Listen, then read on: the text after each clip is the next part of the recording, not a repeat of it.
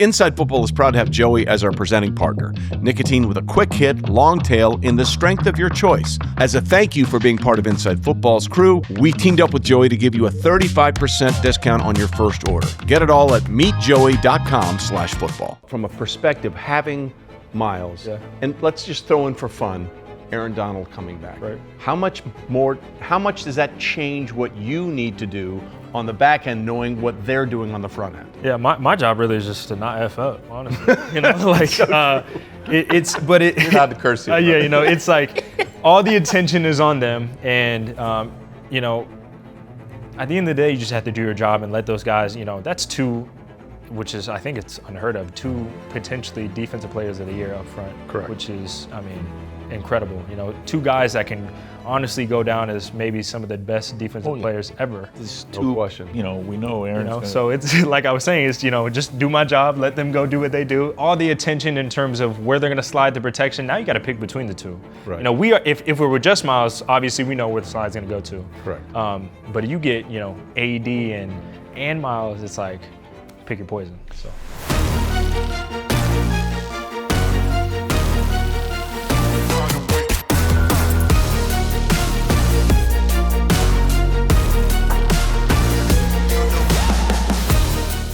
Inside Football Extra continues from Rams Camp. Trey Wingo here with Marvin Lewis and Steve Keim. Had some great conversations, including one with Quentin Lake. Now, Quentin Lake was a 6th-round pick in 2022. You might remember his father, Carnell Lake, really good player. And it's kind of nice to see that sort of lineage and DNA transferred from father to son. Yeah, it's another one of those full circle moments when you see Quentin after having the pleasure of coaching his father, Carnell, and just awesome. And watching him saw him at UCLA, now seeing him in NFL, I just love it. Yeah, positional flexibility is one of the things we look for the most as NFL evaluators. And look, I mean, the way he approaches the game, how articulate he is, how he's such a student of the game, to me, has what set him apart as a 6th-round pick. No question about it. They use him as the jack of all trades. He's kind of their ace, like Buda Baker was, you know, back, you know, there at the Cardinals. And you have to be willing to embrace that role, and he certainly has. And here's part of our conversation with Quentin Lake about what his expectations are and his journey to be a part of this Rams team. Quentin, great to have you with us. What's it like being on this team, knowing what you accomplished last year, and then adding Myles Garrett, McDuffie, Watson, and potentially some guy named Aaron Donald on defense? Yeah, it feels great, honestly. You know, it sucks that, you know, we felt like we had enough talent to do it last year. Yeah. But then it gives you a lot of confidence going into this year to say, hey, we filled all the holes that we necessarily needed to. You know, you got a couple good and great additions in free agency, and then, you know, there's been this, you know, ongoing story of, you know, is he going to come back? Is he not 99? But yeah, it's been awesome. I think the biggest thing that I've seen over these last couple practices is, you know, sometimes when you have all this talent, you kind of say like, hey, you know, practice might be easy or this or that, but the elite amount of talent that we have, the competitiveness is still there. Yeah. You know, guys are not thinking about, hey, you know, Super Bowl or playoffs. They're thinking about, let me do my best in this present moment, which I love. You see it from, you know, guys in the back end, the new additions that we got. You see it from Myles. You see it from Stafford. I mean, you know, he's still going out there trying to look like he's trying to go back and win another MVP, you know, and to have a guy who had so much success last season to say, hey, you know, I have another shot to be able to really help this team, you know, lead us to where we want to go. I mean, it's awesome. It's been great. I always like getting real-time reactions. Yeah. When you heard the news that Myles was coming, what was the first thing that went through your head? At first, my initial reaction was sad. And the reason why I say that is because Jared was my locker mate. So Gotcha. I was the first person when that day happened to talk to Jared. And no one knew, like there wasn't like a buildup of, oh, hey, it's a possibility. Right. You know, no one thought. Came out of nowhere, right? And my initial reaction was that, can you really be mad when you get a guy like Myles? No, you can't, honestly. But I just felt for him, you know, because everybody loved him in the building. He was one of the most high energy guys, but, you know, his energy was infectious, and you could feel that throughout the building. So that was my initial reaction. And obviously I understand, you know, the landscape of the league and how everything goes, but it was a tough day. It was bittersweet. That's what I always like to say. You know, Quentin, I was with the Raiders in 24, so I helped evaluate, you know, Jarrett, and he was that guy, and it didn't surprise me how he's come to the NFL and had production with that. But we just finished watching walkthrough, and all the things out there now, the different packages that Coach Shula uses and everything, and I've talked to you about where you guys were last year on defense, and now to add 20-some sacks possibly, because you'll have a lead. Yeah. He ain't played with a lead. Correct. Never. So that's the difference. Yeah, it's incredible. You kind of now Coach Shula, our defensive coordinator, can kind of play chess, not checkers.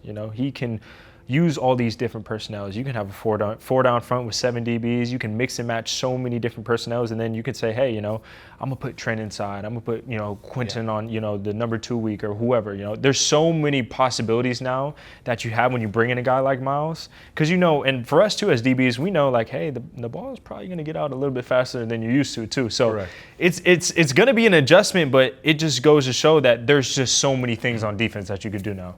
Well, that's what I was going to ask. So like fans that don't know as much as you know about the game, from a perspective, having Myles, and let's just throw in for fun, Aaron Donald coming back. Right. How much does that change what you need to do on the back end, knowing what they're doing on the front end? Yeah, my job really is just to not F up, honestly. You're allowed to curse here. It's like all the attention is on them, and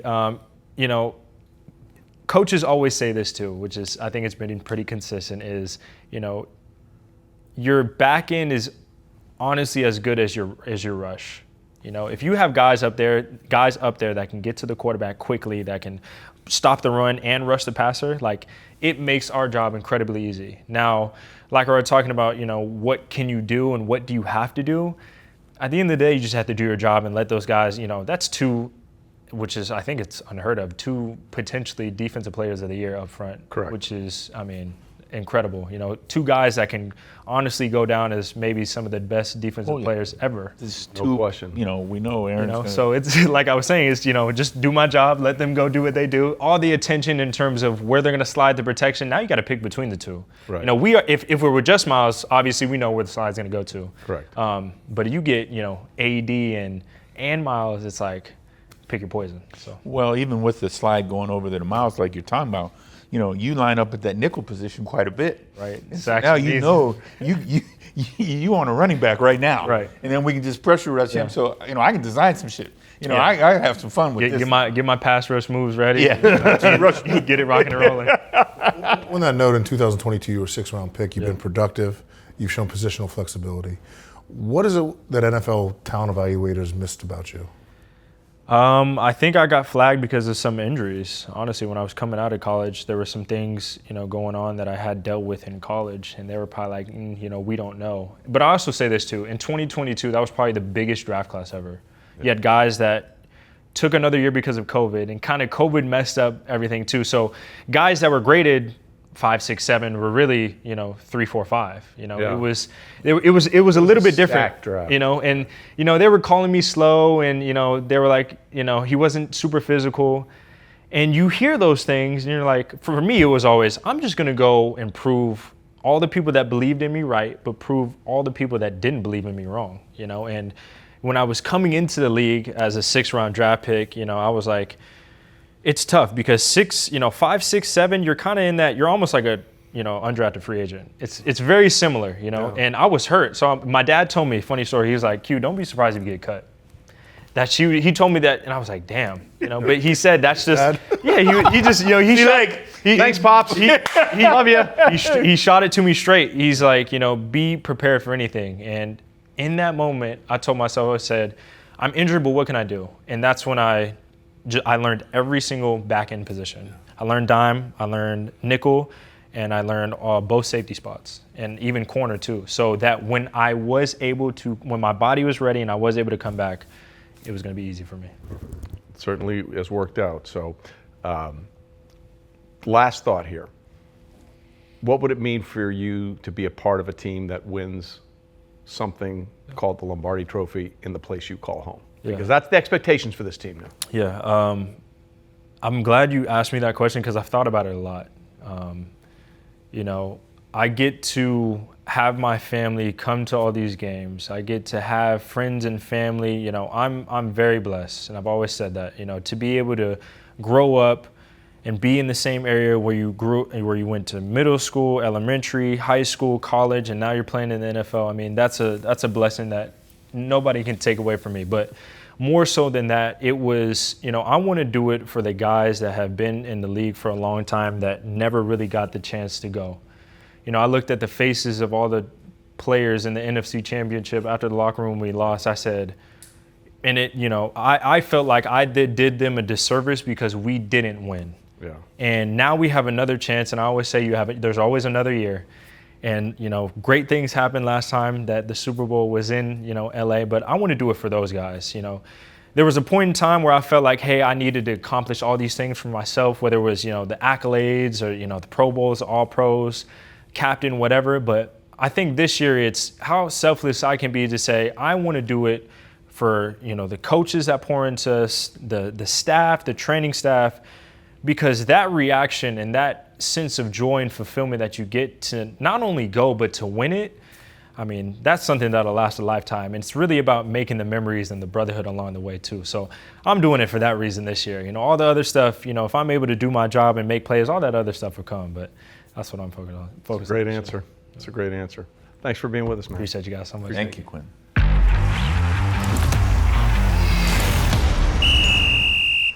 All right, so that was our conversation with Quentin Lake, and I loved his answer when we talked about the idea of being here at SoFi, and it was the most team thing I've ever heard. It wasn't about me, Steve. He wanted to do it for everybody else. Yeah, I mean, how impressive was that interview? I mean, it was like when we used to go to the Combine and we'd have 60 interviews per team. You'd walk out of a room after talking to Quentin Lake and you would be so blown away. Yeah. And he was so impressive. And to be able to do this and to do it in his hometown makes it that much more fun. No question about it. He grew up here, high school here, college here, now playing for the Rams, his hometown team, and the Super Bowl is happened to be in SoFi. See if history repeats itself for the Rams. And thanks for watching this extra from Inside Football. We have a lot of extras, and what should we do with them, Steve? Go fucking watch it. There you go.